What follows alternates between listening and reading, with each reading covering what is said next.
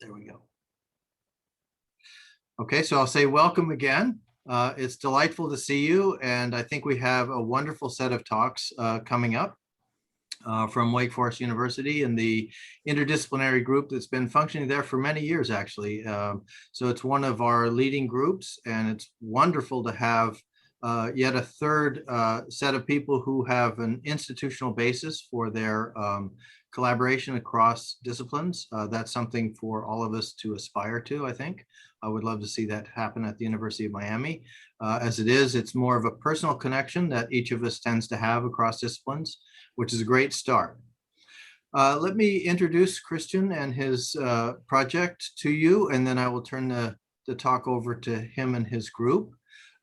Christian Miller is the A.C. Reed Professor of Philosophy at Wake Forest University. He's currently directing the Honesty Project, which is funded by a multi-million-dollar grant from the John Templeton Foundation.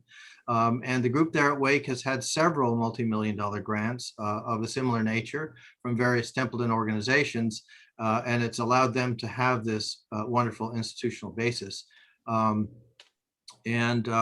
Christian has authored more than 100 academic papers and 5 books, at least if I'm keeping up, which is not easy with a person like Christian.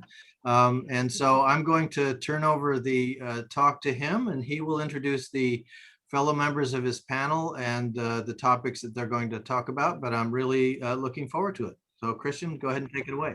Great. Thank you so much, Blaine. Can everyone hear me okay? Good. All right. Excellent. So I'm going to share the screen. And while I'm doing that, I'm going to say, there we go. I'm not very good at multitasking. I apologize. I got to do one thing at a time here. So I also, I'm not very good at sharing my screen. There we go. Does that look okay? Mm-hmm. Good. All right. So I really want to thank you, Blaine, for inviting our team here today. It's really an honor to be with you and to share some of our preliminary results. I also want to thank you for the tremendous work you're doing in developing this network. It's just a fabulous project that you've undertaken, and we're all greatly in your debt. So we have 4 presenters today and about an hour to go. So I'm going to be speaking quickly and covering as much ground as I can in my 15 minutes. Blaine's already alluded to the fact that we have, as a team, been together for a number of years. In fact, it's been, what is it now? 8, 9, 10. This is our 11th year together as a team. It started with a character project. That was a 5-year project looking at character from the perspectives of philosophy, psychology, and theology. Followed by the Beacon Project, looking at the idea of moral exemplars, moral heroes, saints, and the like from the same 3 interdisciplinary perspectives. And now it's taken us to this Honesty Project. We've had 2 years of kind of preliminary work, setting the stage for the launch of the project, which happened last August. You can visit our website to check out all the details of what we're doing. Here are the leaders of the project and their titles. And I'm not going to, in the interest of time, go through everything, but you can see that there. We also have 2 postdocs in psychology who I want to highlight here. Benny, and who's with us in this meeting, and Caleb.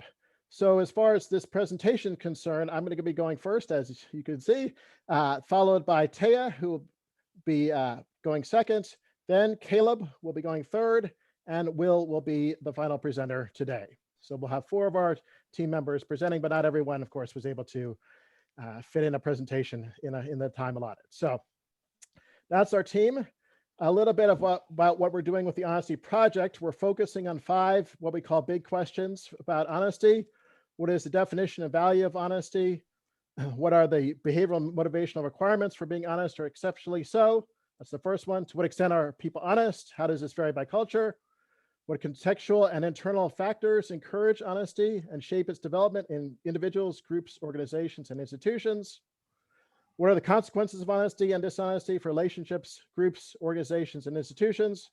And finally, under what conditions is dishonesty justified, if any? Hopefully there are lots of conditions where honesty is justified, but dishonesty. What factors lead people to be receptive to or offended by honesty? So we'll be probing those questions in particular. And concretely, we have some activities designed around investigating those questions. The biggest activity of all is leading 2 funding competitions, which have been underway this academic year One is on the philosophy of honesty and the other is on the science of honesty, with 1.8 million in funding to be awarded. Those decisions are going to be made very soon. We also have 2 conferences at Wake Forest featuring the RFP winners. We'll be conducting our own research, which you'll hear a little bit about today at Wake Forest and Carnegie Mellon. I'm going to be writing a book for a popular audience, and we'll have a summer seminar for junior scholars who don't work on honesty to try and get them up to speed and get them doing more work in honesty. That will be at the end of the project. It's a 3-year project, and we are now at the end of year 1. So switching gears a little bit to my own focus and the remainder of my time. So I'm a philosopher. I work in the philosophy of character, well, ethics broadly speaking, philosophy of character more specifically. And I kind of got really interested in honesty about 5 years ago when I noticed that it was a really, really important virtue, but there had been almost nothing done on the virtue in philosophy in the last 50 years. It seems to me to be a stunningly neglected virtue amongst academic philosophers. To quantify that, I can't get to 5 articles, books, edited volumes, whatever you want to call it, whatever you want to use. I can't even count to 5 such pieces written in the last 50 years amongst philosophers. I can think of 1 book and 2 articles. So there was this big gap I noticed. And I said, look, well, we got to do something about this. It's such an important virtue. There's so many interesting complexities to it. What can we make some progress? Let's try to make some progress in understanding it better. So in the last couple of years, we've made some initial progress. We have some papers coming out. We have an edited volume that's just came out last year called Integrity, Honesty, and Truth Seeking. This was co-edited with a former postdoc of mine, Ryan West, came out with Oxford in 2020. And in a few weeks, I've got a book coming out called Honesty, the Philosophy and Psychology of a Neglected Virtue. So that's my kind of effort to get going on the philosophy side and say some things that are most likely not going to be true, but it maybe will get people to get interested in it and tell me why I'm wrong, and then it'll snowball from there. So in the next couple of minutes, what I want to do is give you as quick of a whirlwind of some of my views about the philosophy of honesty as I can. So I'm thinking about honesty here as a virtue. Of course, we can think about it as other things too. We can think about it as a trait. We can think about it as a particular action or a set of actions. But my focus is on the virtue of honesty, which I think of as a psychological disposition. I think all virtues, vices, or character traits are psychological dispositions in the mind. It's cross-situationally consistent, just like all the other virtues are. So it leads to behavior in a wide variety of relevant situations. It's also stable over time. It's an excellence of character. It can't be morally neutral. It has to be excellent if it's going to be a virtue. It has a cognitive component to it, an affective or motivational component to it, and a behavioral component to it. And there's more to it as well, but there's only so much I want to put on the slide. So this picture is a broadly neo-Aristotelian picture. I tend to work in the Aristotelian approach with the Aristotelian approach of thinking about character traits. So there's going to be a cognitive side to them, an affective motivational side to them, and that's going to give rise to relevant behavior. What I want to mention today is just a little bit about the behavior and a little bit about the motivation. So 2 observations. One is, I think honesty has to do with a heck of a lot of behavior. It's surprisingly wide in scope. It covers a lot of moral territory. So it works against things like lying, of course, no surprise, but also cheating, stealing, promise breaking, hypocrisy, self-deception, bullshitting, misleading, paltering is another word sometimes used for that, and other things as well. So that's a lot of territory. It's broad in scope. Now, that's my view. I should say everything that follows here is going to just be my presentation. I don't speak for the rest of the team. If I'm honest, they should. I should speak for the rest of the team, but unfortunately, there's not uniform agreement on this, as always happens with these discussions. So I'm still working on them, and that's where I start. It raises a question, though. If it covers so much ground, and that ground looks pretty different, I mean, cheating is rather different than keeping a promise, which is rather different than lying or not lying. What is the kind of unifying dimension or thread that runs throughout honesty? What is it about honesty at its conceptual core that pertains to all those different facets or areas of the moral life? And maybe the answer is nothing. Maybe there's no answer to be given to that. But I've been trying to find an answer, and I came up with one, and I'm still kind of tweaking it and thinking about it some more. But I want to say, as far as behavior is concerned, someone who is honest in, with respect to all those different dimensions has a character which does not intentionally distort the facts as he or she sees them. So the behavioral core of honesty for me is negative. It's not doing something. It's not intentionally distorting, so on purpose, misrepresenting or distorting the facts as the person sees them, so subjectively as opposed to objectively. So you could be mistaken about the facts and still be an honest person. You could think the earth is flat, and in your verbal communication, report to others that you think the earth is flat, and you would still be honest, on my view, in those particular instances of behavior. If you instead said the earth is round when you believe the earth is flat, other things being equal, you would be failing to be honest, even though what you said was true. So that's the kind of basic building block of my view. There's a lot more that goes on, a lot of bells and whistles will get added to it, but that's where I start. That's the behavioral side. Now, switching over to the motivational side, again, I'm looking at the honesty as a virtue.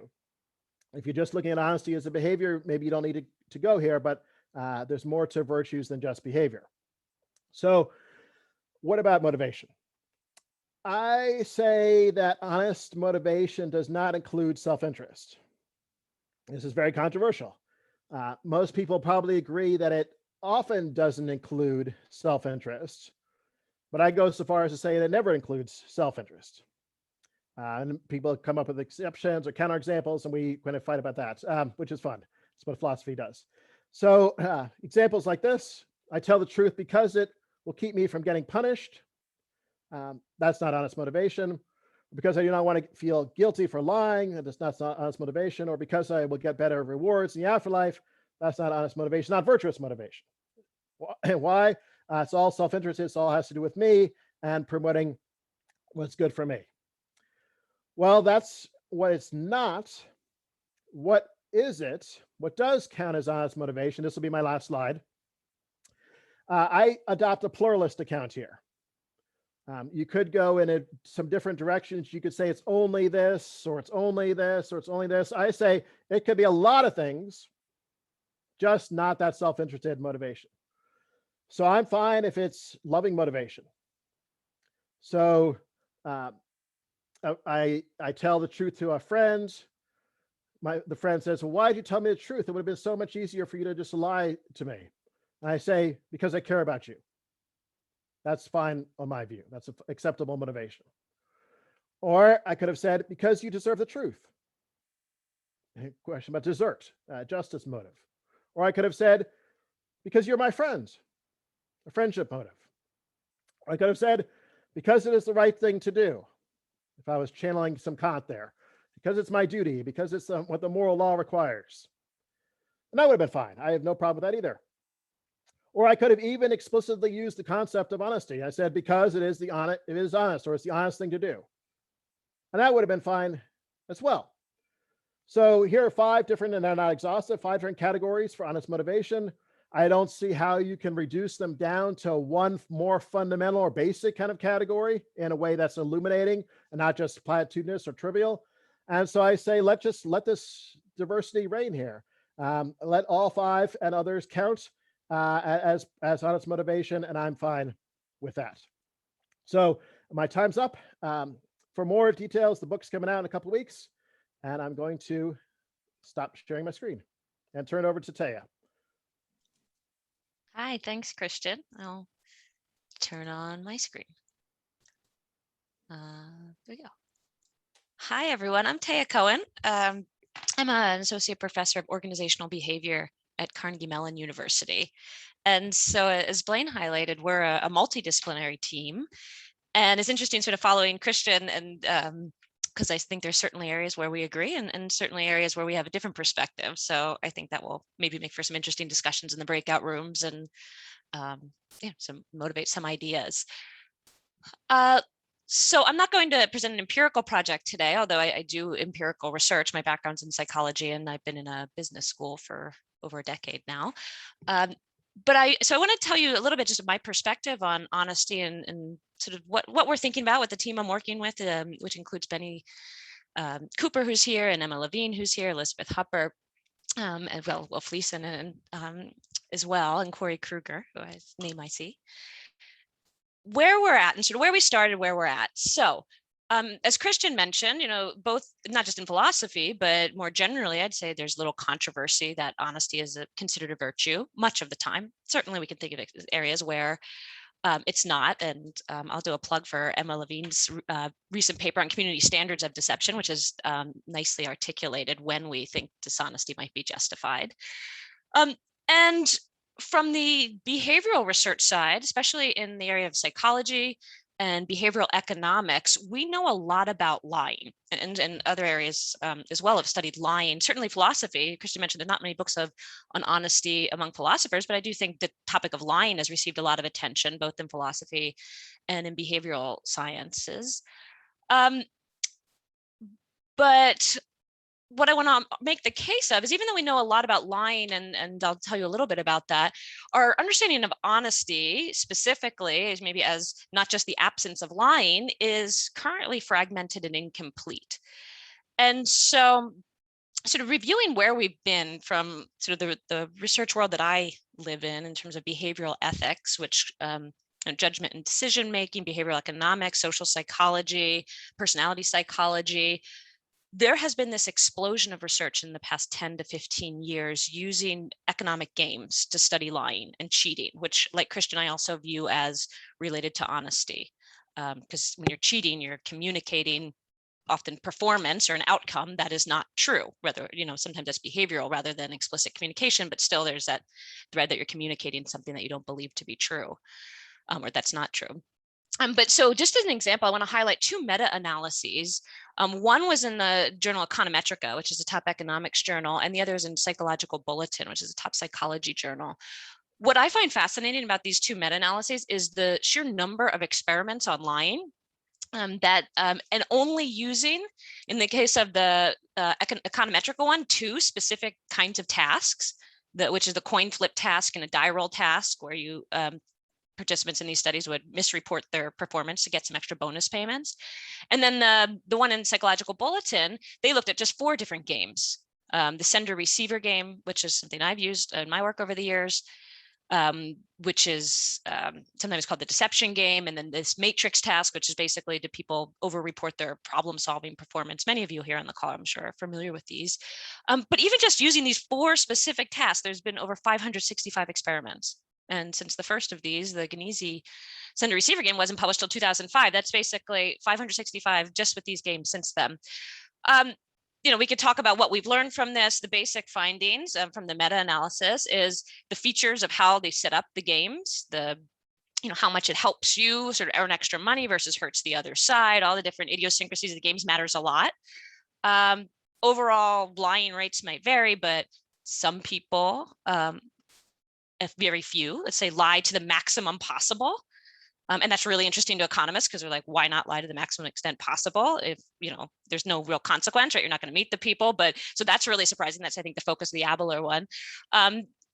Psychologists, I think, are a little less fascinated by that, but some people lie, few to the maximum extent, and some people are completely honest. Maybe they're the most virtuous from Christian's view, and the most people lie a little bit, enough where they can still feel good, and the rates might vary, maybe 30%, but certainly more or less depending on all these features. Women lie a little less, men lie a little more, older people lie a little less, younger people tend to lie a little more, on average, in general.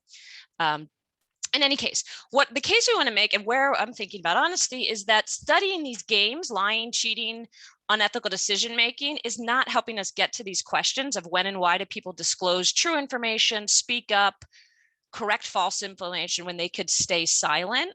And certainly those topics are studied, for example, in the organizational literature on employee silence and voice.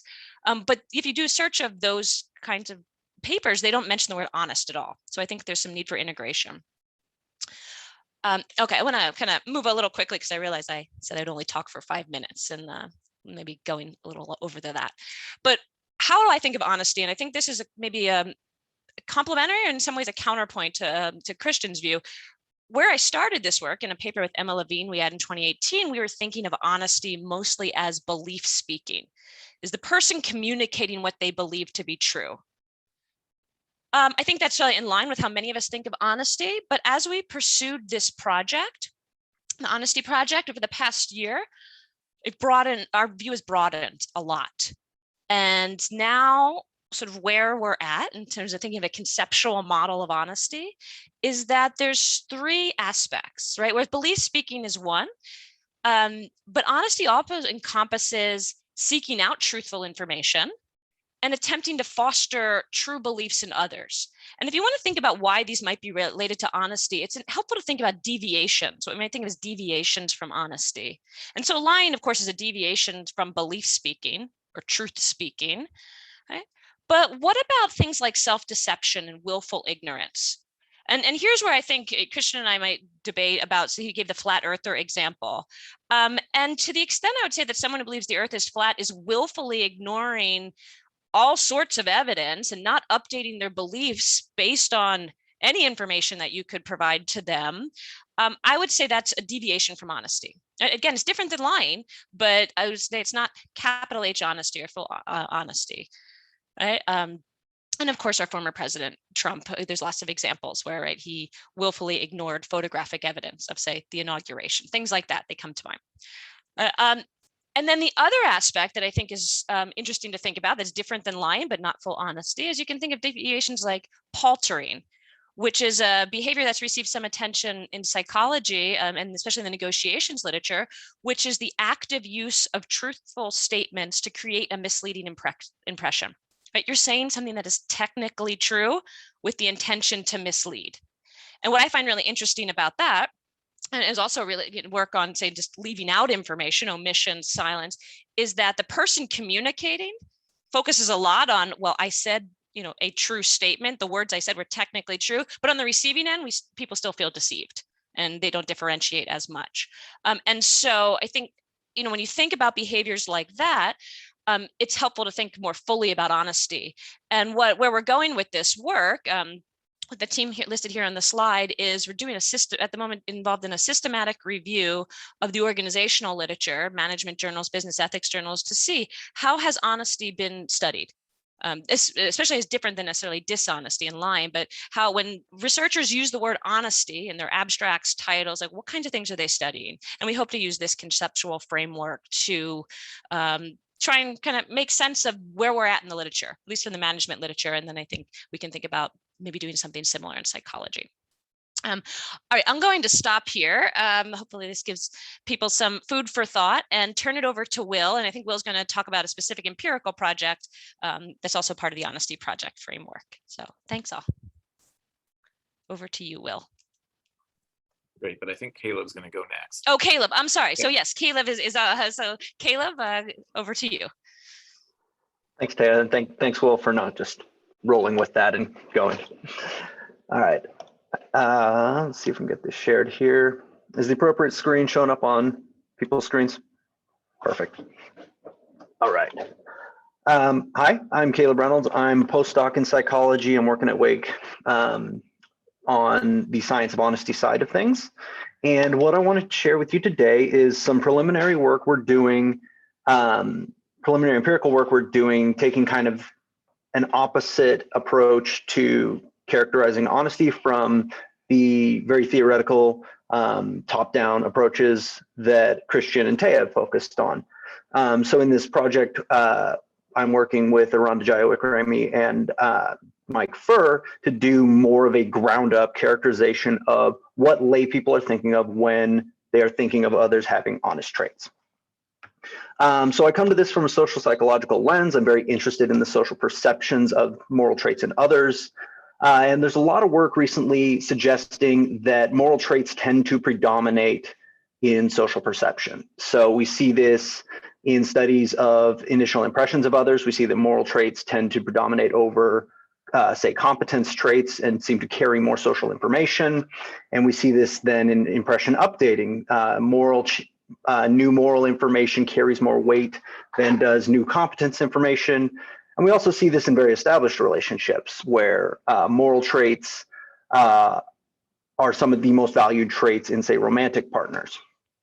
But even among moral traits, honesty seems to play a very central role in social perception. So to point to one study in particular, Anna Hartley and colleagues had participants rate a wide variety of morality and competence traits on how important those traits were for feeling like you know who someone is, for feeling like you like that person, and feeling whether you respect them. And across the board, honesty dominated all of their moral traits and all competence traits as the most important trait for these social perceptions. This gave you the most information about whether you like this person, whether you respect this person, whether you know this person. So given this centrality for social perception, it's important to understand what lay people are thinking of when they are thinking of other people as honest. What is it about honesty in people's minds that is conveying so much social information? And we took a data-driven approach in this project because by taking that question of what lay people are thinking of with honesty, we have to be careful as humans with moral psychologies of our own to not impute our own normative commitments and assume that that's what lay people are seeing. So we as humans doing moral psychology of other humans bring our own moral views to the work that we're doing. And this has the potential to affect our study of morality. This has the potential to color the categories we use, the questions we think about, the items we construct, any number of concrete ways our own moral views can affect how we try and describe the world. And you can see this in the literature, in, for instance, dyadic morality critiques a moral foundations theory that says that moral foundations theorists have kind of reified the idea of victimless violations that may not actually be how lay people think of it. And you can see this in some interesting, in an interesting case study by Stanovich and colleagues, kind of looking back at their own work and identifying their blind spots that have changed research conclusions by biasing the construction of measures. So it's important as researchers to take both the important theory-driven approaches, some of which you've heard about today, and also to kind of start from the ground up and see, okay, what are lay people thinking of when they're considering the honesty of others? And so to get at lay conceptions of honesty in this project, we're taking what's called a prototype analysis.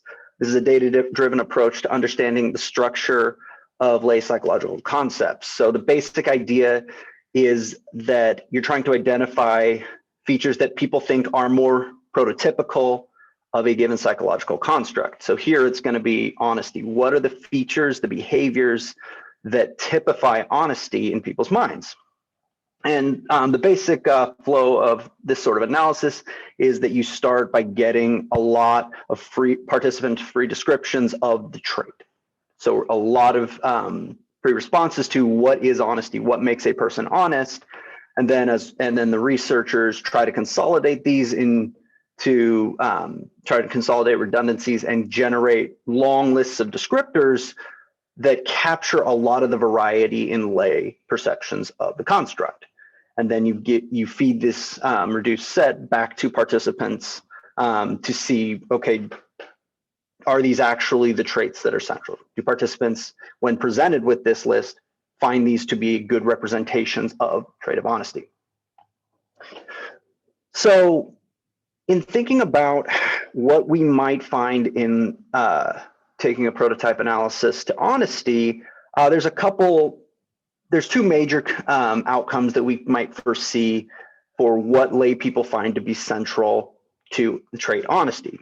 One possibility is that we have sort of a single facet dominance when it comes to perceptions. And what this means is basically the idea that honesty is so central in social perceptions because there is a single facet that drives perceptions. That is, there's some behavior of honesty, there's some subtrait under the umbrella of honesty that is just so critical for social interaction that it drives honesty to the forefront in perception. And a likely candidate for this is truthfulness. We require a certain amount of truthful representation to others to just engage in basic social functioning. So it may be that truthfulness is what's driving these sorts of perception effects that I've talked about. Alternatively, honesty might feature heavily in social perception for the exact opposite reason, not because of a specific trait, but because it does cover so much ground. As Christian spoke to, and then as you saw in Taya's talk, there's a lot of different things that go into honesty.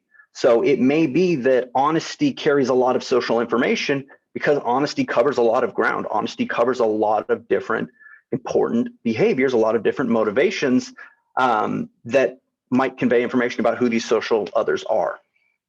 So these two general potential outcomes of taking a ground up approach and figuring out what it is that lay people are thinking of with honesty might be that it is clearly one facet of honesty, like truthfulness, or it may be that it's a broad set of characteristics, and that breadth is what's contributing sort of the strength of social information.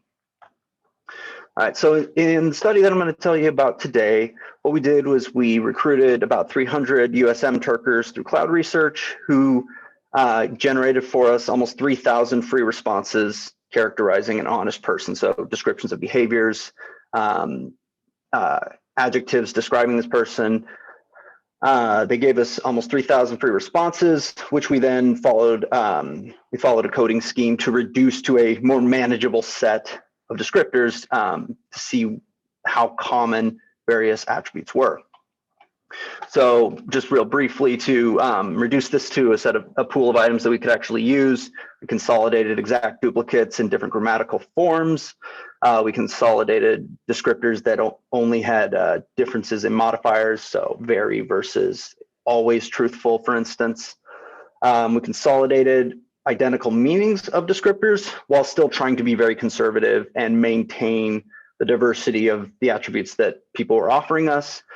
And then to avoid kind of reifying really idiosyncratic responses, we ended up dropping descriptors that showed up fewer than 3 times. And so this coding procedure done independently by 2 different coders resulted in a list of 181 descriptors capturing about 90% of the free responses participants gave us.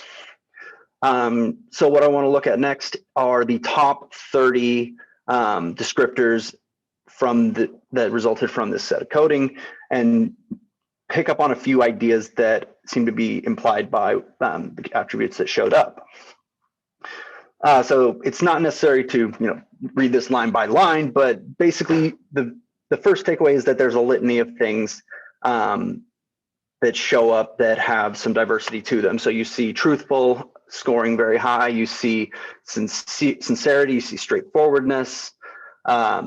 You see a lot of different elements that we would have, from a theory perspective, identified as important for honesty showing up here.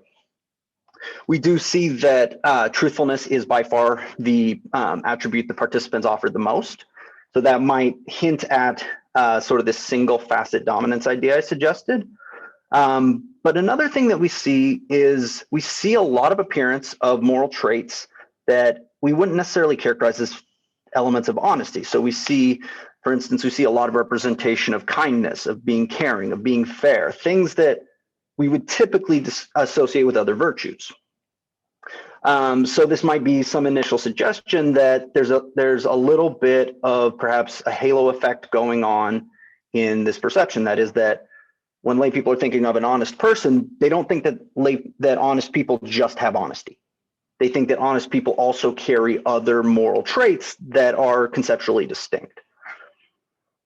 All right, so we have our list here of the most popular free responses people gave, but we didn't want to overinterpret sheer frequency data as kind of the gold standard here, because there's a lot of linguistic reasons, a lot of psychological reasons that a term might be higher or lower than others.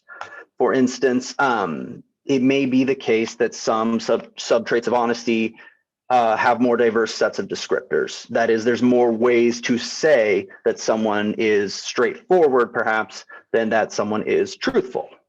Or it may be that there's a more clear example, more obvious example of some traits than others.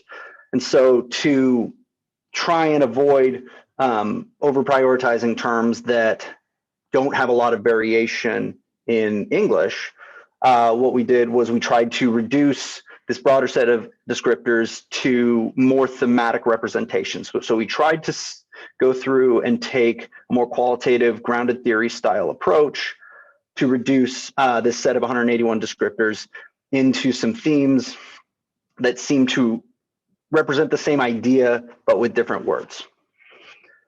So like I said, we took a grounded theory style approach to this, which basically involves an iterative process of coding and clustering and comparing your groups that you're drawing out of a larger list. And what we have here on the next slide are some of the primary themes that emerged when we took this approach. So one of the things that you might see is that the trustworthiness theme, this tendency that this is a person who can be relied upon, this is a person who you can put your trust in and who people do put their trust in, this theme rose to the top using this approach. Truthfulness did remain quite high, but other themes such as sincerity, such as straightforwardness, also gained quite a bit of ground on truthfulness. So the separation you saw at just the descriptor level kind of closed at this more thematic level. So this result is a little more consistent with the kind of multifaceted outcome that I laid out earlier. The idea that maybe honesty as a trait carries a lot of information because it tells us about a lot of different behaviors, a lot of different subtraits. So these are some of the preliminary things that we're finding in this lay honesty work, that it doesn't appear that one facet of honesty is dominating lay conceptions, that people's representations of honesty do in fact seem to reflect a lot of different behaviors going on. And that lay people might be extending this conception of honesty even broader than just what we might specifically think of as honesty, giving this sort of moral qualities in other areas to honest people. And we think that this sort of an approach has value as an adjunct to the sort of theory-driven approaches that you've heard about in the previous two talks to help kind of come at the problem from both sides, from the long-time philosophy side and also from just a ground-up participant side approach. We think that there's strong value in defining honesty in both of these ways. So thanks for your time, and I'll switch it over to Will now.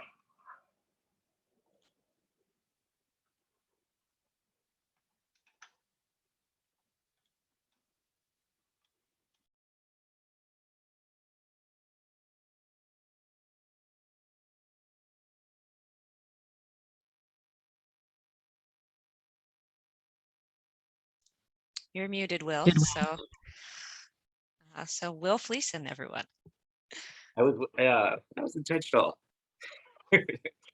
So anyway, thank you, Taya, and thanks all of you for your great presentations. I'm Will Fleeson. I'm a psychology professor, and I'm going to be talking about how people form a conception of the good.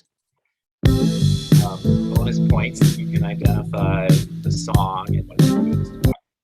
The collaborators on this particular line of research are Laura Blackie, Dylan Luke, Eric Helzer, Ranajaya Wickerman, and Mike Pennis. So Linda Zagzebski made the astute observation that only a tiny percentage of people in the world care about moral theory, whereas 100% of the people in the world like stories. So the point of this research is to try to figure out where people get their sense of the good. Why is this question important? Well, arguably every single decision we make, from the most mundane to the monumental, is based on some conception of the good. So, whether I brush my teeth in the morning, what school my daughter should go to, what research topic I should tackle next. All of these are based on some idea of what the good is. And then, of course, the big abstract questions: what is a good life? What do I have to do to be a good person? And moral reasoning, coming to resolve moral dilemmas with answers to what is right and wrong. So the reason I'm bringing this up today is because of you. This particular audience is nice and interdisciplinary, and this talk is pretty interdisciplinary. I mean, it's fundamentally a psychology talk, no question about that, but it draws heavily on philosophy. It draws heavily on communications, education, and sociology theory as well. And this group has those disciplines represented. And furthermore, this group seems to be familiar with and inclined towards virtue theory. This talk is in the tradition or vein of virtue theory. And in particular, some of you have probably read Linda Zagzebski's book on exemplarist moral theory. So I think this is like a golden opportunity for me to get some really good feedback on these ideas. The traditional answer to this question, and the one that, you know, been the front runner for thousands of years, is that moral theory is where we get our sense of the good. Right? So moral theory tells us what's right and wrong. And from that, we derive what a good life is. It's a life that is lived in accordance with what's right and wrong. And we figure out from that what a good person is. A good person is someone who does what's right and doesn't do what's wrong. For example, if you believe in divine command theory, then what is right and wrong is what God says is right and wrong. What a good life is a life that is lived in accordance with those commands of God. And a good person is one who doesn't violate those commands of God. Now, there's a few problems with this approach. The first approach is that this is too hard. Moral philosophers can't even agree with each other on what's the right moral theory after thousands of years of trying. It's a bit much to ask everyday people to understand the nuances and strengths and weaknesses of all the moral theories and decide which one is right. And then furthermore, not to mention, try to apply that to the messy real world dilemmas that people have to deal with. Second reason, the second problem with this approach is that it's mostly an avoidance approach. Mostly what this results in is a bunch of rules that you shouldn't violate, things that you shouldn't do, but it doesn't tell you what you should be doing when you're not breaking all those rules. What are you heading for? What are you trying to accomplish? Most moral theories don't tell you that. A third problem with this is that it's action-centered rather than person-centered. So it doesn't tell you what makes a person good, it tells you what specific actions make you good.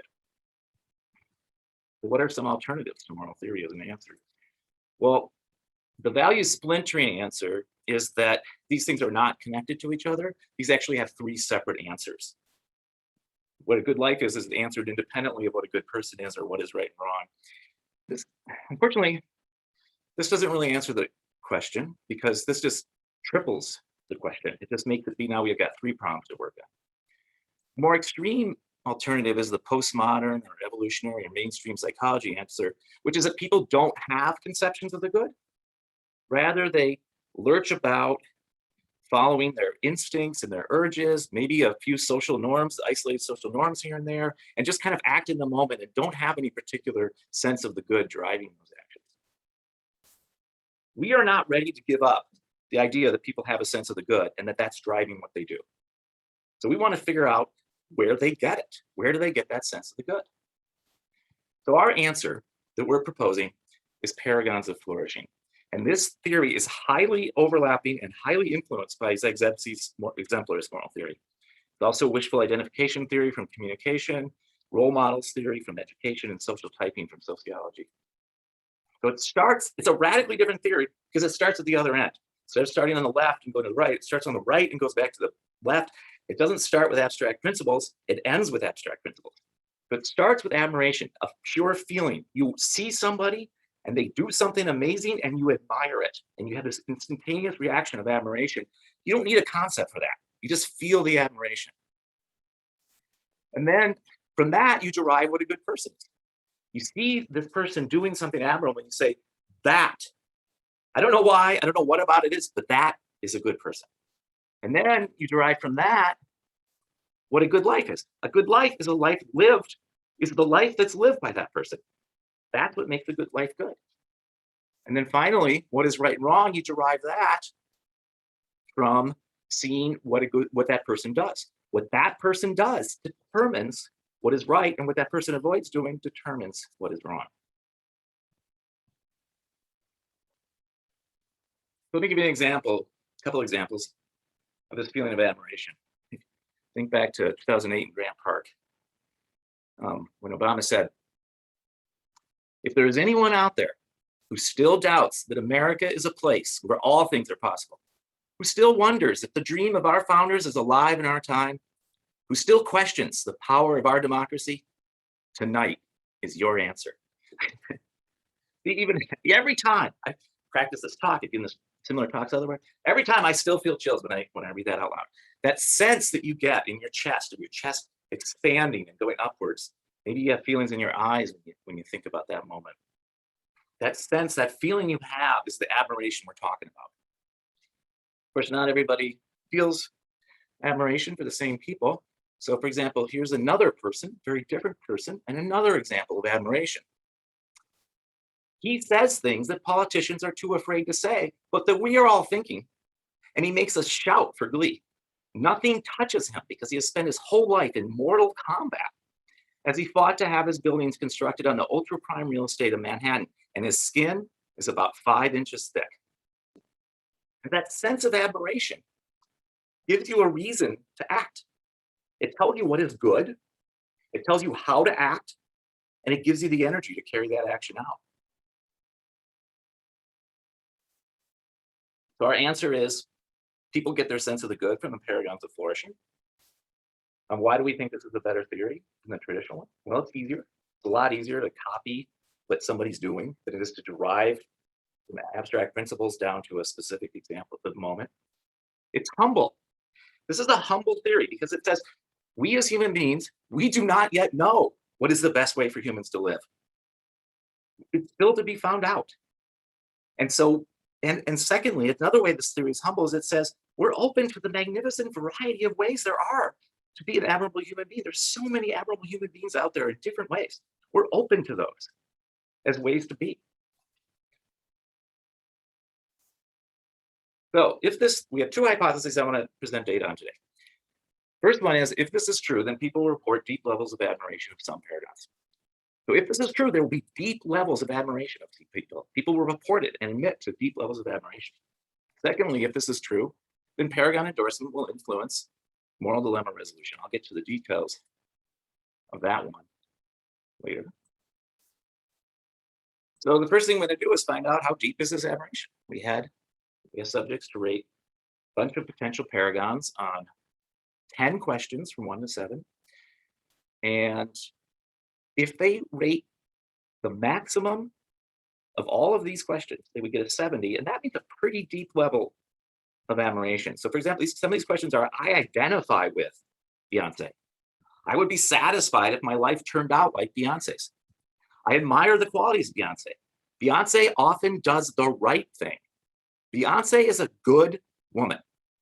I would like to be like Beyonce. More people should try to be like Beyonce. So if the people are saying 7s to all of these questions, that's a pretty deep level of admiration. Here's what we found for a wide variety of paragons. First, we see that admiration can indeed be deep. If you look at this gray bar, which is the average level of admiration across all the subjects, you see that some people had average levels, even average levels, close to the maximum level of endorsements. Like people like Bill Gates, Rosa Parks, Eleanor Roosevelt are deeply admired on average by almost everybody. Secondly, we see that admiration is mostly consensual and is reasonable. The average rating changes across the potential paragons, and it changes in ways you might predict. So for example, Kim Kardashian, Charlie Sheen, and Charles Manson are at the bottom. Sylvester Stallone, Katie Couric, Jennifer Aniston, and Joan of Arc are kind of in the middle. And Bill Gates, Rosa Parks, and Eleanor Roosevelt, Dalai Lama are at the top. The third thing you see is that admiration is also individual, and that there is some disagreement about who is admirable. Even paragons with middling average ratings have some people, so this maximum line up here tells you that some people rated them at the full depth of admiration. So for example, Taylor Swift, although, on average is not considered to be very admirable, has somebody who gave her full ratings of admiration, completely admires her. Same with Jim Morrison. And then you also see that with this light orange bar, which is the minimum level of admiration for each of these people, that even people who are widely admired still have somebody who, like Rosa Parks or Muhammad Ali, Princess Diana, people who gave them zero admiration. So it's also individual. So the first hypothesis seems to be true.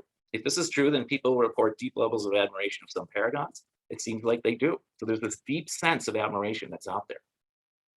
So the second hypothesis is, if this is true, then paragon endorsement of a choice, a resolution to an action, will influence how people resolve those moral dilemmas. So here's a example moral dilemma, case of counseling and acquaintance. You are volunteering at a charity center, which offers on-the-phone counseling for those in need. You get a call from a woman who says she's deeply depressed.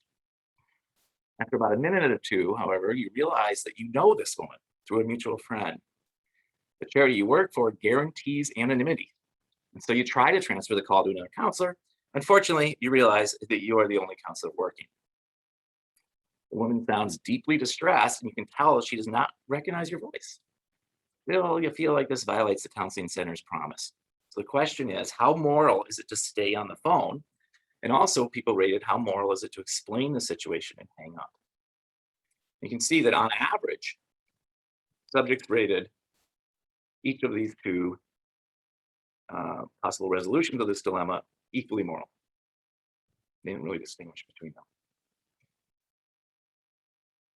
So what do we think happens in this theory, the paragons of theory, for paragons of flourishing theory, about how moral dilemmas are resolved? Well, we think it starts with people thinking, okay, this is a dilemma. I'm not sure what to do. What should I do? They think to themselves, well, I'm not sure what the rules would say, but I'm going to do this in a way that reflects being a good person. Then they think, okay, well, then what would a good person do? And I think, well, Beyonce's a good person, and she would counsel the acquaintance because the acquaintance needs help. If a good person would counsel the acquaintance, then it must be the right thing to do. So therefore, I will counsel the acquaintance because it's what a good person would do. But that's how moral dilemmas are resolved, not in terms of following moral principles, but in terms of estimating what the good person would do. Now, obviously, I think that this business about Beyonce, thinking of a particular person is often backgrounded. It's automatic, it's quick, maybe it's already learned and already been done in the past. So usually it goes from what would a good person would do to, oh, if a good person would counsel acquaintance, then it must be right to do. In fact, I think usually all of this is going to be pretty quick and automatic and backgrounded. So often it's going to go directly from this is a dilemma, what should I do, to I will counsel acquaintance, because that's what a good person would do. Not because that's what the reasons would tell me to do. So we already showed that endorsement of an action by a personal paragon would change people's, the first hypothesis is endorsement of an action by a personal paragon would change people's evaluation of that morality of the action, morality of that action. So we did an experiment where we had people rate a whole bunch of paragons. We then had them pick out, then when they were assigned to the one that they rated the highest, they gave full admiration to. We had them then read a dilemma, and they chose whether or not they would like to get guidance from the paragon or from moral principles. In later studies, we randomly assigned that. But in this study, they had to choose. And then they received the endorsement that they had chosen, either from the paragon or from the moral principles, and then they rated the potential actions for morality. This first slide shows the effects of the paragon's endorsement on the ratings of morality. And what you see is that for every single one of the 8 dilemmas, the paragon ratings were significant, were substantially, or were higher than the paragon endorsed action was higher than the paragon unendorsed action. And in 5 of the cases, it was significant. So here's the counseling and acquaintance dilemma that we talked about. You can see it's a massive difference. Just by saying that Beyonce would do this made people change their endorsement of that action or the ratings of the morality of that action up to 5 versus a little over 3.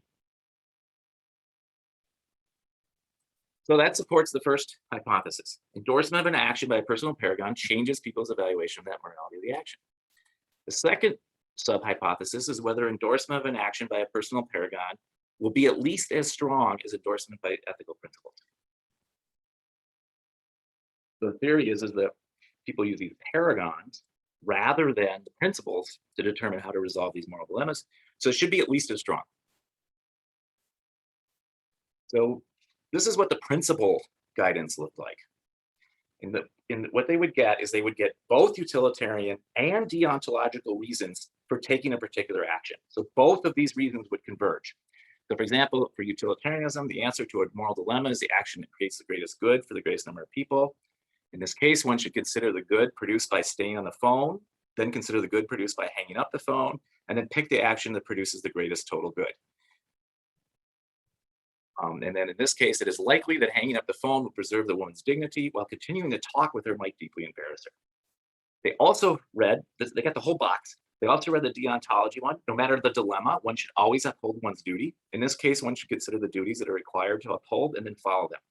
One duty in this dilemma might be to fulfill the guarantee of anonymity. So both of them are suggesting hanging up the phone, explaining the situation, hanging up the phone. If they were randomly assigned to the other action, then they would get an ending that supported the other action. But in both cases, they're getting 2 principles supporting the action. So this is averaged across the 8 dilemmas. Here is the effect of the principles. And what you see is that, in fact, it makes a difference. If the principles endorse the action, people rate it as more moral than if the principles do not endorse the action. That's a significant effect. The question is, do paragons have at least as powerful an effect on the ratings of morality as these principles do? And we were, of course, very excited to see that the paragons have a more powerful effect. The paragon endorsing the action makes people rate it as more moral than the principles endorsing the action does. And this interaction is significant, highly significant. And so we were very excited to see that yes, paragon endorsement is at least as powerful as principle endorsement. Although it's possible, well, those principles were pretty good. It's possible they were too weak. Somehow we wrote them in a way that wasn't very persuasive or compelling. So in the next study, we made the paragons, I've just got a couple slides to go. We made the paragon endorsements be based on the same principles. The only difference was that the paragon endorsed the principles. So the principles are exactly the same. So just ignore the dilemma and notice that these are the 2 conditions. In the paragon condition on the side, it says Jane Goodall's principle is one should uphold certain moral duties no matter the consequences. In the principle condition, it says the principle is one should uphold certain moral duties no matter the consequences. And the same with the bottom part of those boxes. So what you see is that it's the 2 conditions are identical. They both are arguing that the principle says you should do this. The only difference is that Jane Goodall says that's a good principle. Whatever your particular paragon is, it says that that's a good principle. And so what do we find? We find the same interaction. So that paragons are significantly more impactful on people's ratings of morality than principles are. Even when the 2 conditions are exactly the same, except for that they're both exactly describing the same principles, except for one condition, Jane Goodall or Beyonce said, this is a good principle. So that shows that endorsement of an action by a personal paragon is at least as strong as endorsement by ethical principles. The third question is whether effects of paragon endorsement last beyond the endorsement period. Do people learn from what their paragon says? So in this case, the same study, we gave them 4 more dilemmas. This time we didn't give them any endorsement. And we just wanted to see, does the effect that they learned in the first set of dilemmas carry over and affect what they do in the second set of dilemmas? And you can see in the principal condition, there was no carryover. The actions that were similar to the endorsed ones in the first set were rated no more moral than the ones that were unendorsed. However, in the paragon condition, there was a massive carryover. So even though in those second set dilemmas, the paragon was not mentioned, there was no endorsement. They had just learned the principle from the first set of dilemmas by having the paragon say, this is a good principle. And then they carried it over to the next set of 4 dilemmas. So that supports that effective Paragon endorsement lasts beyond the endorsement period. So in conclusion, people appear to make moral decisions on the basis of what a good person would do. And good persons potentially can be defined by individually chosen paragons, and that perhaps people get their conception of the good by following persons that they admire. Thank you very much.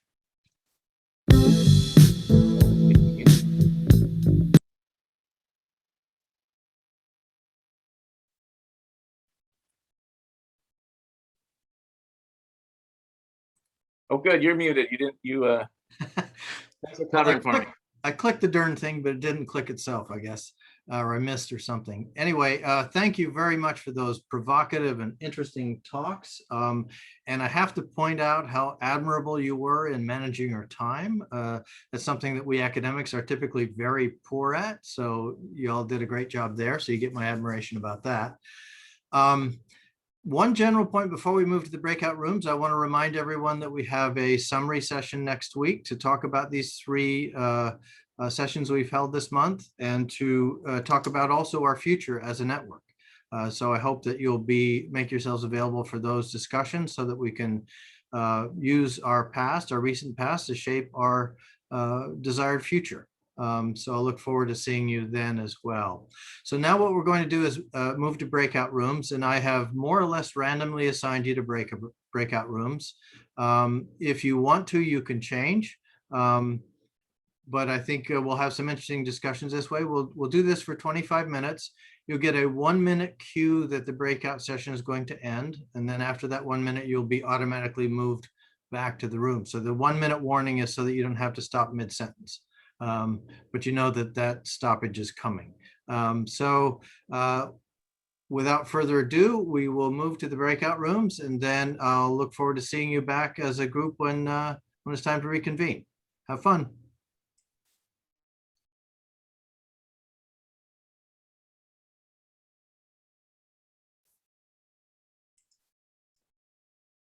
In the yeah, now that our group discussion can be included if people weren't able to see it.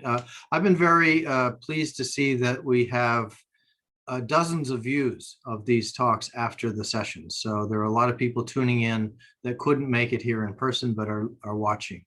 So that's really great. So what we're going to do now is have a whole group discussion. I like to start that off by very brief descriptions of what happened in the breakout rooms. So if we could get a quick 2-minute or less summary from each of the groups, that would be great. Let's start with you, Will. Okay, so we talked about various questions about where does admiration come from? Does it come from concepts of the good to start with? We talked about whether people can get it wrong when they admire someone. They can admire someone who shouldn't be admired. What are they admiring in the person? Are they admiring the good in the person, or the person as separate from the good as a whole? We talked about whether critical reflection, a potential alternative that was not mentioned by me, was that critical reflection begins with cases rather than with principles, and that's an alternative. We also talked about what role does culture play in the generation of paragons, and then Tobias was unfortunately in the middle of bringing up an interesting point about how there's multiple ways to be honest as well as multiple ways to be dishonest, but we didn't get to finish that point. So I think, did I miss anything? And I wasn't writing notes down as I was listening so carefully. That sounds encyclopedic, Will. Wonderful. Thank you very much. So we're just going to go in reverse order. So Caleb, what came up in your group? Yeah, so we spend a good amount of time talking about how sort of the context in which honesty is being played out might actually influence conceptions of what honesty even is. So we spent some time talking about people's social goals and honesty in various settings, and how taking a broad approach and trying to define honesty, be it theoretically or from a data side, thinking about honesty as a general definition might miss important ways that people conceptualize honesty by already having located honesty in a situation where honesty is paramount. So when we say think of an honest person, we're already thinking about a situation in which people should be honest, and not in situations where honesty is being pushed against by, say, in-group concerns or by concerns for others' well-being. So talked a little bit about context dependence there, and then we talked some about sort of the associated traits with honesty. So I had talked a little bit about people are seeing positive traits in honesty, but it was pointed out that perhaps there are other people that are seeing honesty as necessarily brutal. That is, to be a fully honest person, you almost have to be willing to be hurtful. You have to be willing to prioritize honesty above some of the other virtues that, or some of the other positive traits that might conflict with it at times. So those were the two kind of main threads of our conversation, and hopefully I did not miss what other people thought was the most interesting part of the discussion. That sounds like a great discussion. Thank you. Taya, how about your group? So we started talking, I think, more about Will's talk on paragons. So we had Mike Prentice, who's a collaborator on that work, and I have to say that was the first time I had heard it. And I think it was thought-provoking. I'd say, Will, I'll publicly, sort of honestly comment that, intuitively it did not resonate. So I thought that made it particularly thought-provoking. So that's sort of where we started. And so we're trying to think through this model of having this moral exemplar or paragon, and some of the issues that I thought were interesting to consider from that view that other members of the group raised were that sort of how does that relate to moral relativism if everybody has their own very specific paragon that others don't agree, and then how do we abstract away from that? And so that was a interesting point of conversation. Another interesting discussion we have is what happens when someone we might view as a paragon or someone we admire then does something really wrong, misconduct, so sexual harassment. How do we update our beliefs, and how does that so interesting issues to think about around there. So we sort of said the first, I'd say a little over half of the conversation talked about the paragons idea, and then we talked a little bit more about the framework I had presented with honesty. With one of the interesting sort of points of discussion is we think about Christians' view of sort of honest motives. And Caleb, I think this came off, and people associate with honesty and kindness and things, and how does this relate to our model? And I would say there we've thought about this framework, this three-part framework is mostly about thinking about honest actions and honest traits and not really touching the virtue dimension. But there's interesting differentiations, I think, in the way our various teams are thinking about honesty, and specifically sort of motives that would be relevant in ours. We were thinking of things like to present yourself on, to present true information, to update beliefs and things, and where self-interest or kindness or those kinds of motives I would think would be outside of the scope of our model, but would be part of Christians and Will's, and sort of, so it's interesting to think about how those motives in particular differ across the different conceptualizations of honesty across sort of Caleb, your approach, and Christian, yours. So that was some of the highlights, not exclusive. Sound like you wrestled with a number of important things, so appreciate that. Christian, can you give us a brief update on your group? Sure. So we had a great group, and I was the only philosopher. I was kind of fending for myself amongst many challenging questions. We started by looking at the two models, the Cooper model and my model, and probing some differences and similarities between the two. We pivoted to thinking about conflicts when honesty conflicts with other values. So how should we think about things we tell our children about their artwork, or things we tell our romantic relationships about the dessert or the dress or the tie, or in really weighty contexts, Nazi at the door kind of examples, when honesty seems to conflict with other values like compassion, and thinking through the dynamics of that and the role of practical wisdom in adjudicating conflicts between honesty and other values and virtues. We ended with turning to the question of what a trait is and what does it mean to say honesty is a trait. We were just about to look on that question to see whether there's an upper limit, whether there's such a thing as excessive honesty, and whether that's a virtue or a vice. But we got interrupted mid-sentence, so that's where we stopped. Okay. Thank you for that. Yeah, it's the constraints of time are often annoying. And we're going to run up against them soon here as well. So I want to turn to the whole group to get see what questions and comments you have. You can raise your hands electronically or physically. Nancy, you were the quickest on the draw. Then we'll go to Barry. Thank you. I've learned to be quick on the draw in these contexts. Yeah, I had a question, I guess primarily for Christian on the behavioral core of honesty, but I think this also applies to Taya's work. And so behavioral core of honesty does not intentionally distort the facts as the person sees them. And I'm wondering where persuasion falls in this rubric, right? Or in this conceptualization, because I can give a number of different facts, right? I can say, Christian, you're a really smart guy. That's a fact. Christian, you're a wonderful philosopher. That's a fact. Christian, honesty is a neglected virtue.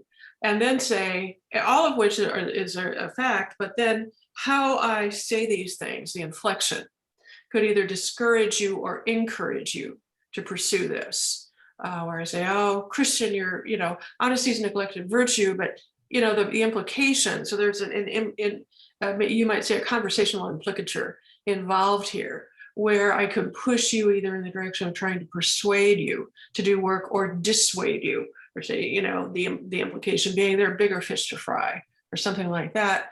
And so it's these subtle inflections. And maybe this relates to the point that Caleb was making about context dependency here. But I'm wondering, maybe I'll shut up, but where does persuasion fit into all this?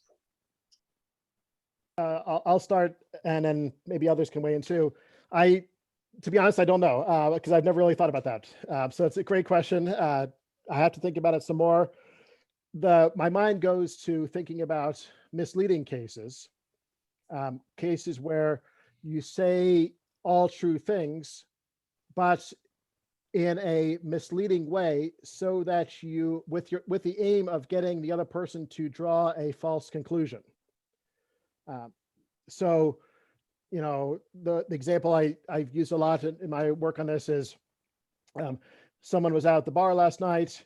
The next day, he says to his significant other, I was at the bar last night, and she says, what were you doing? And she talks about the bar, never on purpose mentioning the other things this person was doing last night. Why?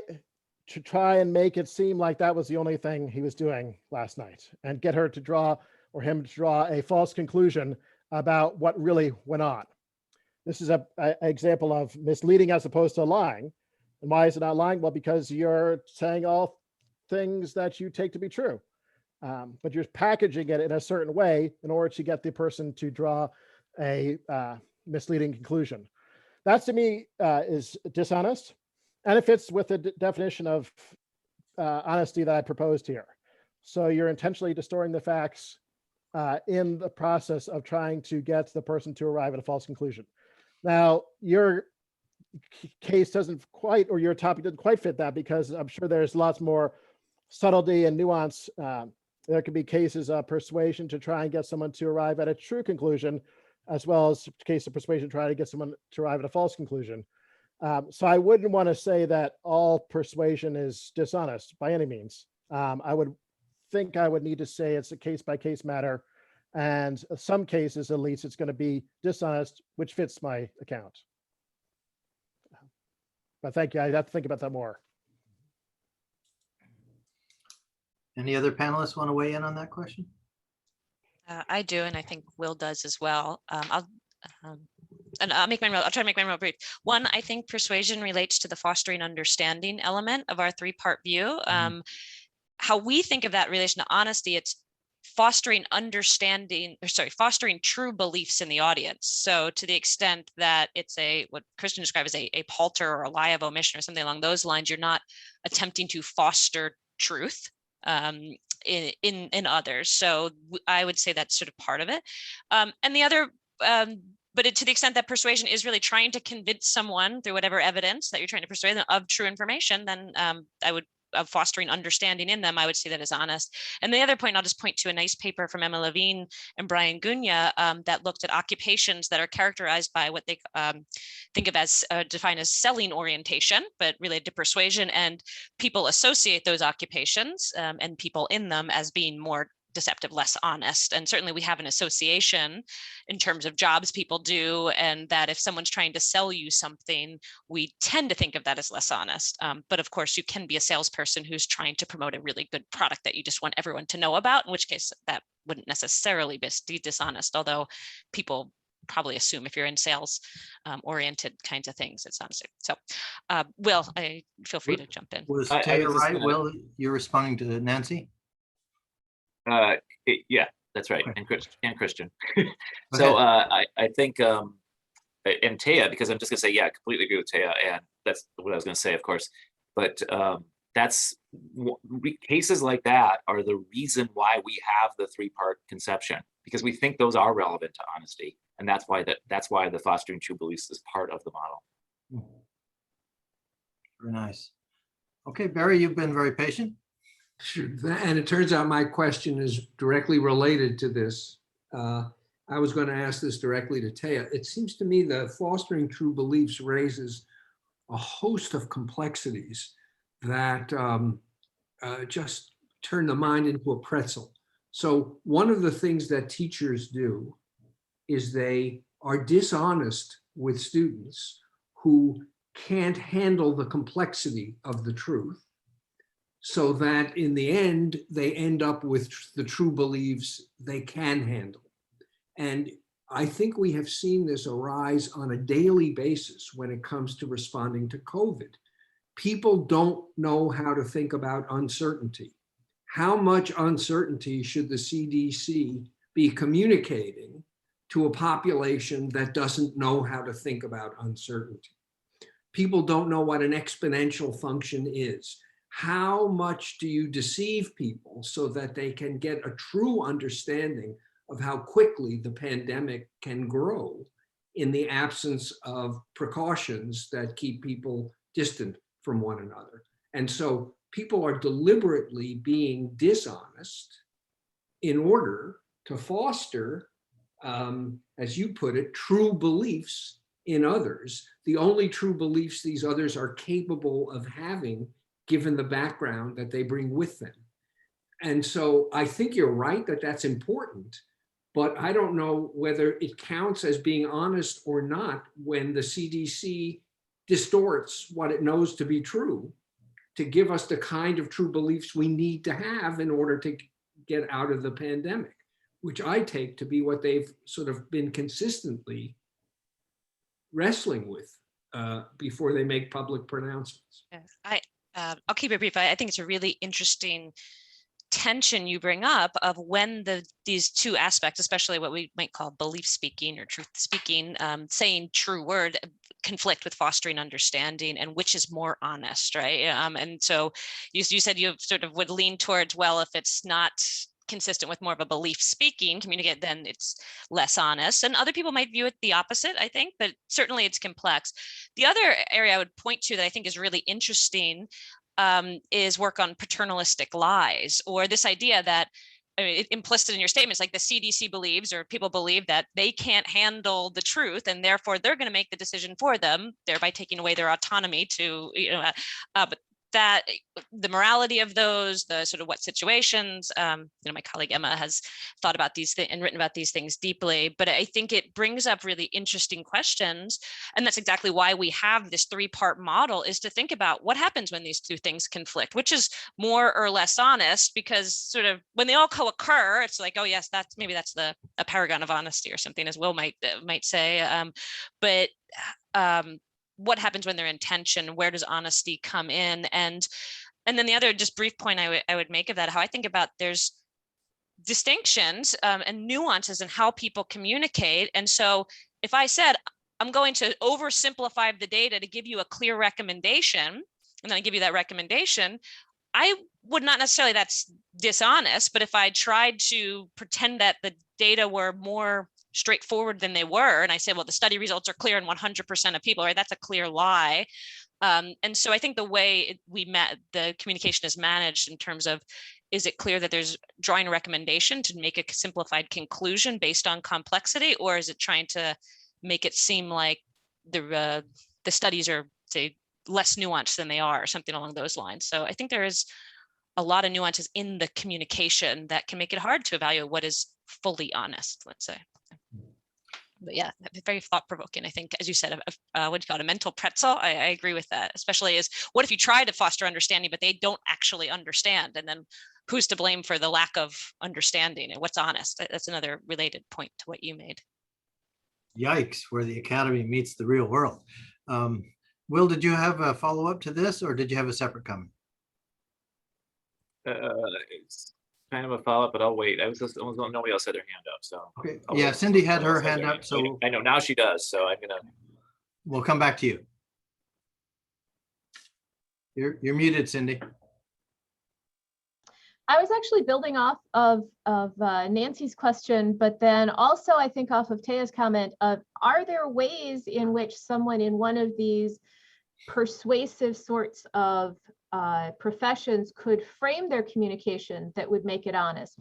So, and this is for any of the panelists, if I am, the most straightforward case would be a lawyer who gets up in the courtroom and says, my job is to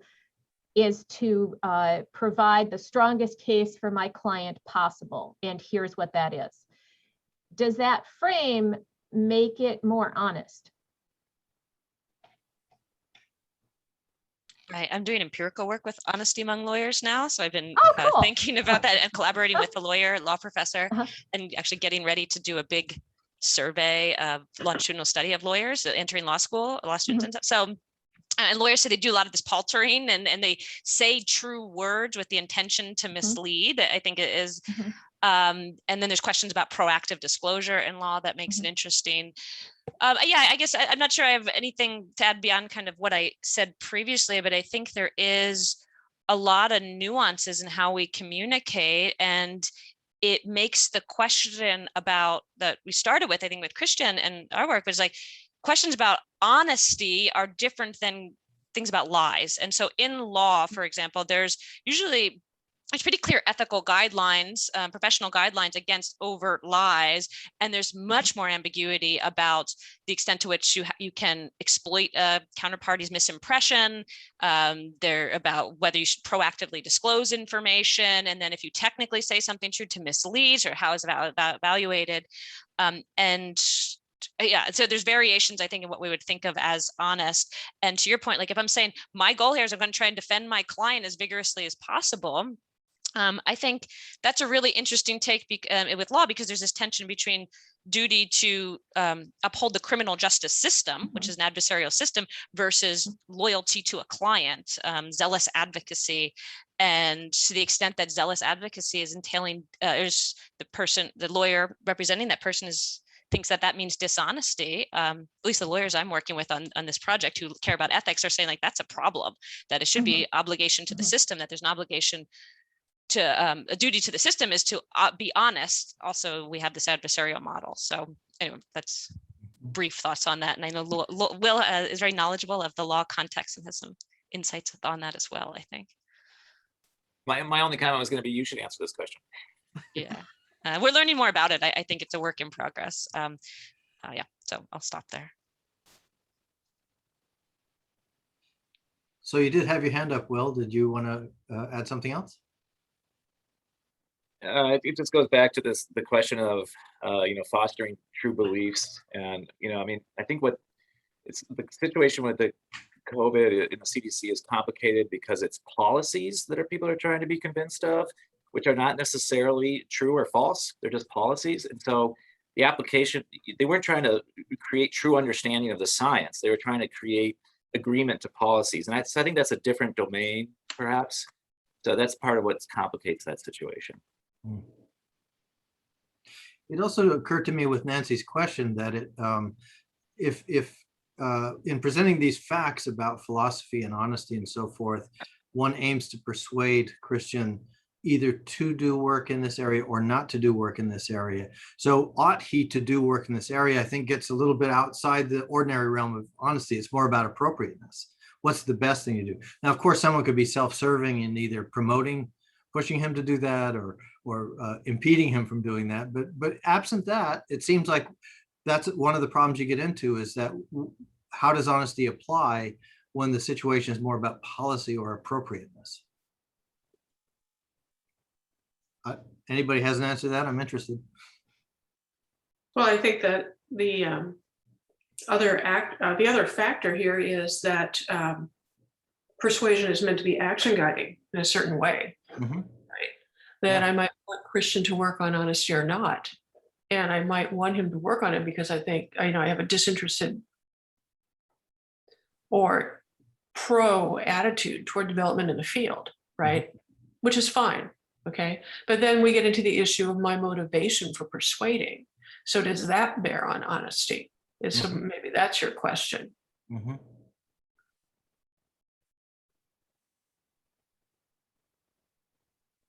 Dan has his hand up, but I think definitely motivation bears on honesty, depending on what kind of honesty we're talking about. So one key thing to keep in mind is that the Cooper, Cohen, etc. model is not a model of the virtue of honesty. Whereas I'm trying to propose a model of the honesty understood as a moral virtue. And if we're going to understand it as a moral virtue, then motivation absolutely has to be a key aspect of it. Not necessarily if you think there's a difference between traits and virtues, not necessarily. We're just talking about behaviors, not necessarily, but I want to look at virtues. But Dan also has his hand up. I suspect it's a question, well, certainly for a philosopher, maybe more for Christian than anybody else. When talking about not distorting information, then that implies to another person in some conversational context. So does this apply to some settings and not others? I don't know much philosophy, but I'll allow myself to say this.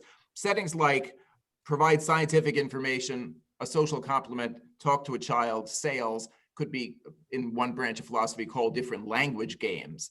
And the concept of honesty wouldn't apply to all the language games. It would just be a mistake to even ask, oh, nice shirt you have, Christian. It doesn't mean, it's not a statement of belief, so you wouldn't apply the word honesty. Is that a way of thinking about what we've also called framing and appropriateness? So give me the cases again. So talking about someone else's appearance. Right. I mean, right. If I said I bought this shirt for $47 and I like your shirt, the statements are part of different social interactional structures or different language games, and they don't all have truth functions in the same way in the different settings. Yeah. So I think I would be resistant to that. Maybe we need to unpack that a little bit more. So you're right to say a purely factual statement. This shirt cost me $47. That's something I could be honest or dishonest with respect to that statement. But that's different from the statement, I like that shirt. But that statement, I like that shirt, is also a factual statement. It purports to be reporting what I like and what I don't like. And I could intentionally deceive you and mislead you about that. I could very much dislike your shirt, but report to you that I like your shirt. I'm in the process of being dishonest.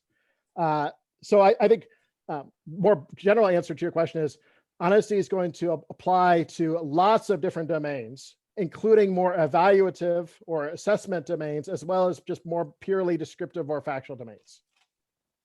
That's my view.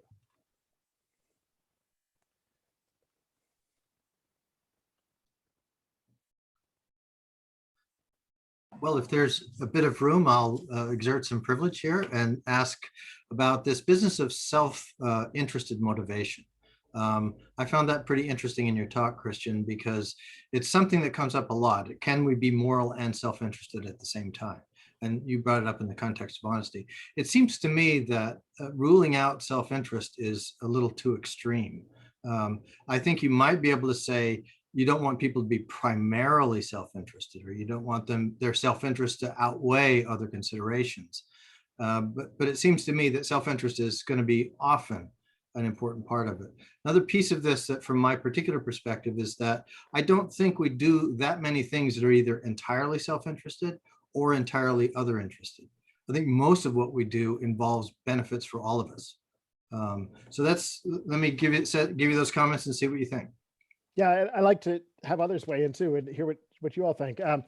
So I put it the way I did because there was not much time, and I kind of put it in an extreme way to make it a little bit more inflammatory. So suppose very very good example of honesty, I guess, or lack thereof. So suppose you're right that lots of actions have mixed motives behind them, such that at least one of the motives is self-interested, and that there are very few pure cases. Suppose that's right. That I want to be fine with that, and any virtue theorist should be fine with that as well. But what there still has to be some kind of constraint. If the self-interested motive is, if you allow me to talk about strength of motive, if the self-interested motive is the much stronger one, and the other virtuous motive is weaker, that's problematic in my view, because then if the self-interested motive disappears, there may not be enough virtuous motivation to carry through with performing the action. A virtuous person should be such that he or she acts virtuously, even if the self-interested motive is not going to be satisfied in the circumstances. So I'm fine with mixed motives, but you better make that virtuous motive strong enough and not just be along for the ride as a weak supplemental motive. Okay. That's what I would say. Makes sense. And then, but here's the second issue that you raised. Can you just have self-interested motive or motives and count as virtuous? So suppose there are multiple motives, but they're all self-interested. Could there be any cases like that where you still act from a virtue? And I'm still not sold that there are. And notice I'm saying this virtue. I'm not saying honesty. I'm saying for any virtue, the same story is going to apply. That exclusively self-interested motivation is incompatible with exhibiting any virtue. They're tough. I'll give you a tough counter to that, which is, well, what about cultivating the virtues in the first place? What if you're motivated to make yourself a better person? Isn't that, at least, surely that's a virtuous motive? But isn't that self-interested too? Isn't that a problem from my view? And maybe I'll stop there. Okay, sounds like we're saying similar things in slightly different words, but I certainly found a lot to agree with in what you said. Let me acknowledge now that we are at the time we said we would stop. I'm comfortable sticking around if other people want to, but if you have scheduled to stop at this point, you're perfectly free to do that. Of course, people leave anytime they're ready, but so I don't know if the people with hands up want to continue, but let me just say that once again, I feel thrilled and humbled by this gathering. The capacities and intelligence of this group are really off the charts, and I just find it incredibly inspiring, and what a great environment to learn from each other. So thank you so much for your talks and your participation and your interest in these topics. It's such great nerd fun.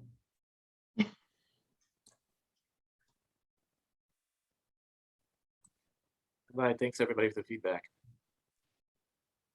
Thank you. Well, before you leave, is this written up yet? In particular, my incoming student, Nate, he just dropped off. I know he just emailed me. He was curious in reading more of what you presented. I know you probably have pieces of it, yeah, but I didn't know if you had a good recommendation. Yeah.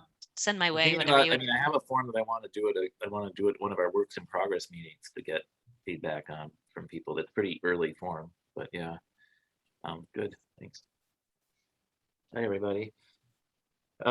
Cool. Yeah, I can't wait to hear more about your reaction. You're finding it intuitive, so that'll be cool. Yeah, I'll be happy to share. Honestly, disclose. Yeah, but no, it was interesting to hear about a different part of your work that I wasn't familiar with. Yeah, it kind of was a little bit less directly connected to honesty, although the example I used, for example, was an honesty one. But I really wanted to do that here in this audience. For sure. Yeah, and Christian, it was fun to present after you, especially because it highlights where we agree and disagree. Yeah. And I was thinking, like, if I were to kind of take from the model we have to make it a virtue, to kind of try that motivation. And this was in response to what Mike Prentice, who just dropped off, said. I mean, I think for me, when I think of the motivation, it's really about, if we take the model, like motivation to communicate what you believe to be true, seek out truthful information, update your beliefs based on that, foster true understanding, but like sort of this motivation or to be honest, which could be self-interested or not. So I would say self-interest could be related to that. So if my self-interest is to be an honest person, and I define that so in the model, then it would be self-interested and also promote honesty in thought and action. If we think of honesty and thought, in thought and action, then that the virtue. So I don't know how that squares, but I would see self-interest as potentially orthogonal in my view. Like it could or could not be. It could or could not promote honesty and thought and action and sort of in motives if the goal is to be honest. So, but I think that would sort of be different perspective than yours. So on Friday, we're going to talk about a paper that's just along these lines. So we're talking about honesty as a virtue with a motivational requirement. So I think we'll have a lot of chance to talk there. One quick thought about the becoming a good person. I don't think that's self-interested. So I want to become a good person. Why do you want to become a good person? Because becoming a good person is important. Or because it's important that there be good people. Or that, but not because it's who I want to be. I mean, would you distinguish those, or no? Is that the same? Yeah. So if it just boils down to because it really matters that I and only I become a good person, then that's self-interested, but then that's not virtuous. So then I think what's interesting about that model, it's a very Western individualized view, right? But if you had a view of the self as collective, then like I'm being a good person sort of it's for large, like who I am is larger than me because it represents other things, so I think that's sort of interesting. Yeah. Because it sounds like what I'm hearing you say is to be a virtue, it has to be related to something beyond that specific individual, right? And if it's just about that specific individual, it's too narrow, not virtuous. And so then I think it's interesting if a person's sense of self is broader than just what's good for them. So yeah, that would complicate things for sure. But that clarifies it. Like it has to be related to people beyond or some abstractness beyond the person's self. Right? Well, except that it could be because this person deserved to hear the truth about this matter. That's much narrower than one person. So I'm not sure abstraction versus narrowness is really the answer here. But there's another person in there, right? Is that the idea? Well, but it's just that one person. So if you're just going to look at abstractness as the issue, that doesn't quite work. It's not even that person. It's that single action, that single piece of information. That's my problem is, I mean, I don't necessarily agree with you, Christian, on that. I think that there are clear cases of self-interested motivation for being honest that disqualify the honesty completely, the virtue of being honest. You can come up with hundreds of examples, very easy. But I don't think there's something, you seem to be saying there's something inherent about self-interest that makes it unvirtuous. And I didn't hear what that inherent aspect of self-interest was that made it incompatible with virtue. Yeah. And I didn't say anything about that. But that is the view. You're right about that. And it's not just honesty, it's all virtues.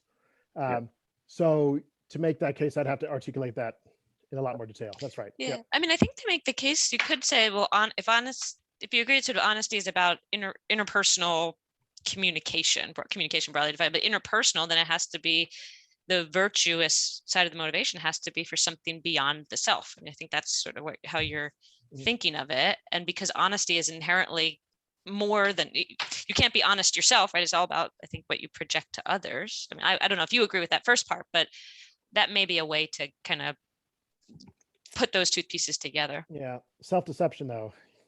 I think you can be honest or dishonest to yourself. That complicates it.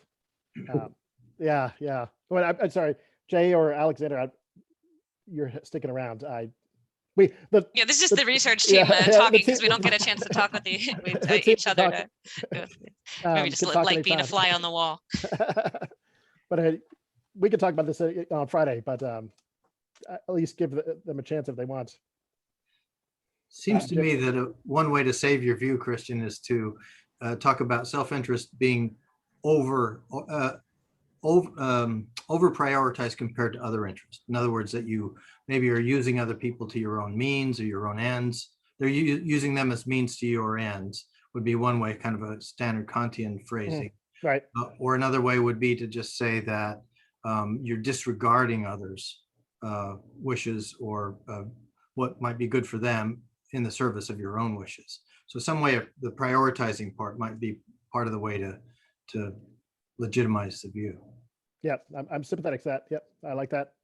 I have to go case by case, virtue by virtue.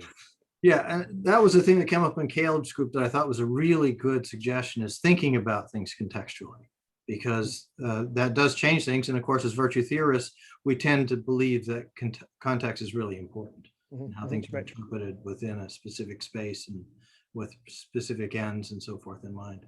Right, for sure.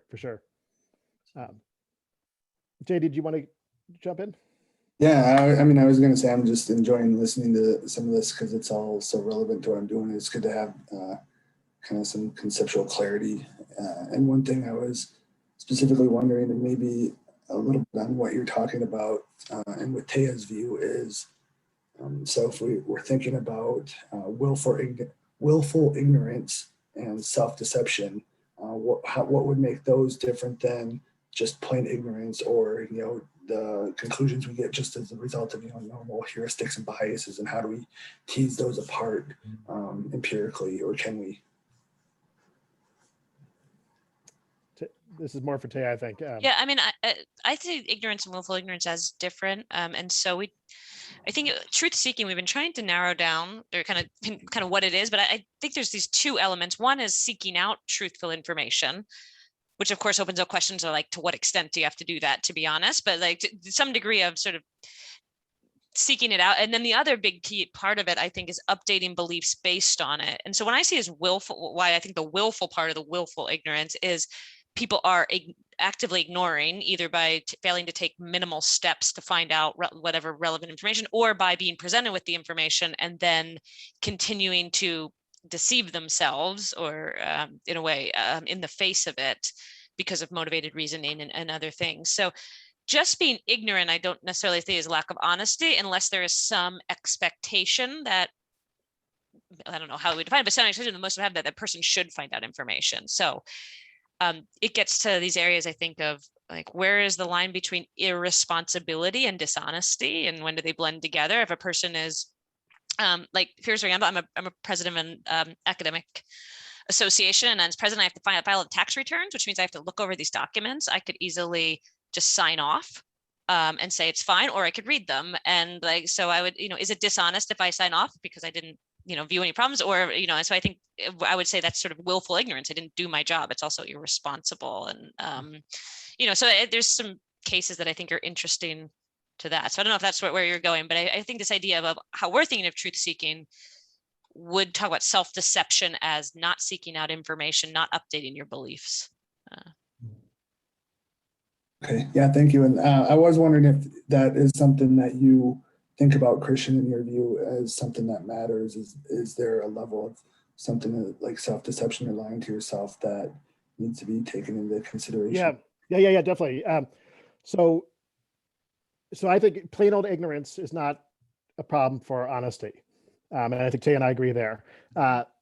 So the person, take the flat earth example, 5,000 years ago, the person who believed the earth was flat, they're not dishonest anyway. The person today who's raised in a cult, and the only thing the person has ever heard from childbirth is that the earth is flat, and then says, to a stranger, the earth is flat, they're not being dishonest either. The self-deception, now wealth ignorance kind of thing. I do want to say self-deception is a failure of honesty. I want to distinguish between epistemic honesty and moral honesty. So I think they're different for all the virtues. They're different kinds: epistemic, moral, prudential, artistic, et cetera, et cetera. And I'm only trying to give an account of moral honesty. And so my account doesn't really speak to something like self-deception, but you can extrapolate it into the epistemic realm. and develop an account of the epistemic virtue of honesty. And in that case, I think I would have the resources to say that self-deception is dishonest or is a failure of honesty. So that's where I'm happy to arrive at the same conclusion as Taya. I think that that this would be a failure of honesty. Great, thank you for both of you. Yeah, let me just add one little piece to this. I think one of the satisfying and appealing aspects of the limitation of honesty to the match between one's beliefs and one's statements is that it's simple and clear. It's very easy to tell if it's a case of honesty or dishonesty by do your beliefs match what you said. And that's one of the reasons that's an appealing theory. There's other reasons as well. Our theory that has these tripartite components, it loses that simplicity and elegance, and it becomes a theory in which it's not easy to tell if a given case is a case of honesty or dishonesty. It also changes honesty from a categorical decision, whether it is honest or dishonest, to a continuous one, where you can be more or less honest. And that is, you know, some people that's too unappealing, too messy to be a theory of the virtue of honesty. In my view, that is the way virtues are, that they are messy and that there aren't clear cases. And so I'm happy with this change. I don't know, Will, that's more complexity than I can stand. You need to be more paternalistic with me.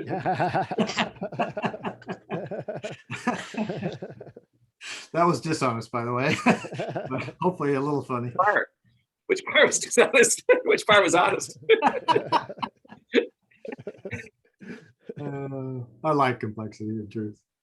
That's why I am where I am. I was going to say you found the right field. Yeah, I exactly. also want to say I want to defend guilt proneness, Taya's theory a little bit too, because I don't think that's self-interested. I don't think it's people are trying to be honest in order to avoid feeling guilt.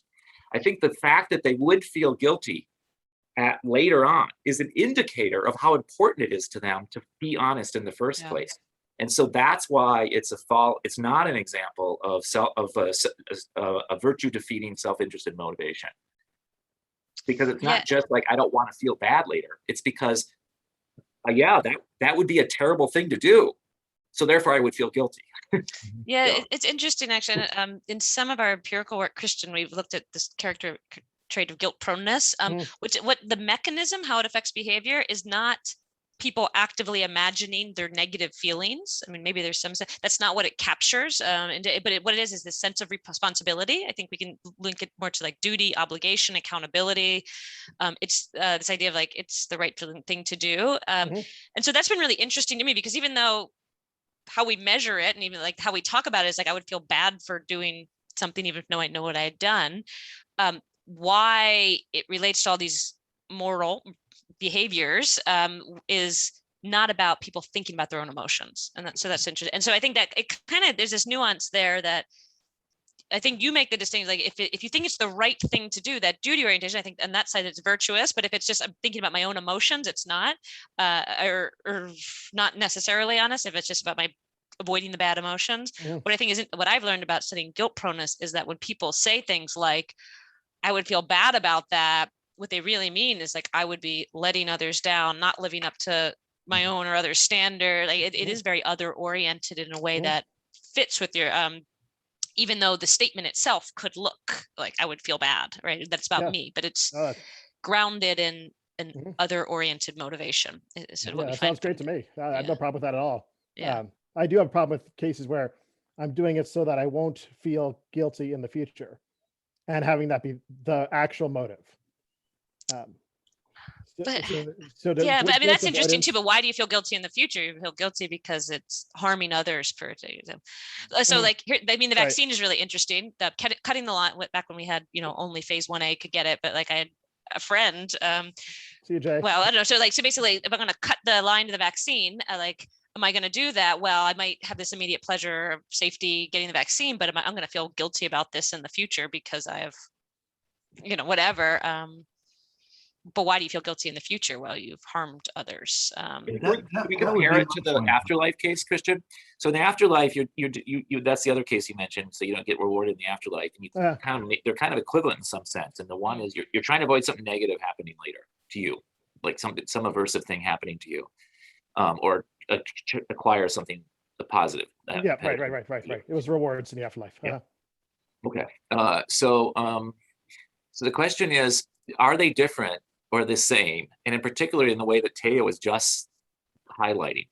So in the case of going to trying to get those rewards in the afterlife, are you doing it because the rewards signify that God approved of you, or are you doing it because you just want the rewards? Yeah. And yeah. then in the case of guilt proneness, as Taya Right. was just saying, is the guilt the real reason you're avoiding it, or is it because it signifies that you did the wrong thing? Yep. So you have to unpack it very carefully. But there are clear versions of these cases where it's not virtuous. And what's the common thread is self-interested. So I want to just endorse everything you just said. I mean, the clearest empirical example, I don't know if you know, I have a 2009 paper, the first sort of one of the early papers I did on honesty about is looking at this, one of these economic games where you could lie to another person, the sender receiver game. But you don't know if you lie, whether the lie will be believed. And so we ask people, why did you make the choice?